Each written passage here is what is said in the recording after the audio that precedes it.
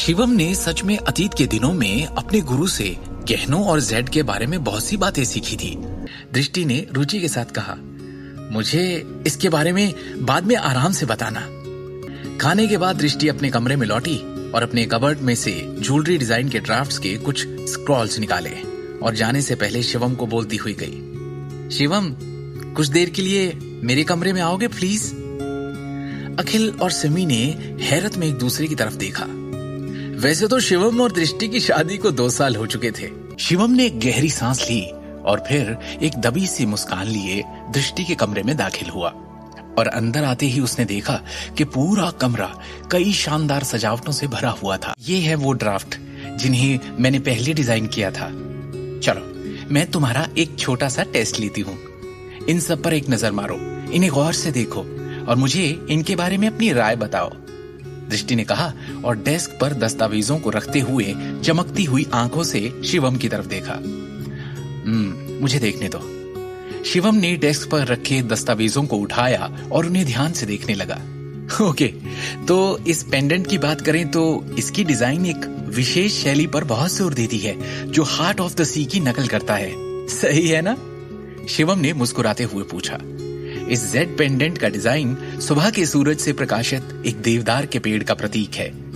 इस विशिष्ट शिल्प में यथार्थवाद की ओर झुकाव के बावजूद ऐसा लगता है कि ये महान भावना से भरा हुआ है। और इस सोने के हार के डिजाइन को गौर से देखें तो ये क्लासिक्स के लिए सही रहता है और इसके कारीगर को उत्कृष्ट एम्बेडिंग कौशल की आवश्यकता होती है। शिवम, मैंने तुमसे गहनों के बारे में इतनी जानने की उम्मीद नहीं की थी, दृष्टि ने कोमल स्वर में कहा और उसने आज पहली बार शिवम को एक अलग रोशनी में देखा।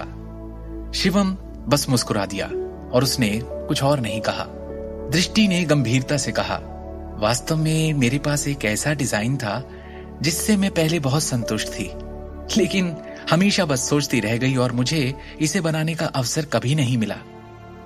गहने के इस डिजाइन के लिए बहुत महंगे हीरे की आवश्यकता होती है और ना तो मेरे पास ऐसी सामग्री का प्रबंध करने की योग्यता थी और ना ही कंपनी ने मेरे प्रस्ताव को स्वीकार किया।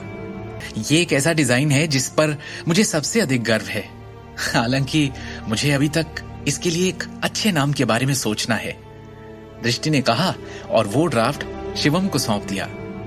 शिवम ने वो दस्तावेज लिया और उसे ध्यान से देखते हुए उसका गंभीरता से विश्लेषण किया। जितना अधिक उसने डिजाइन को गौर से देखा और देखता रहा, उतना ही उस डिजाइन ने उसे चकित कर दिया।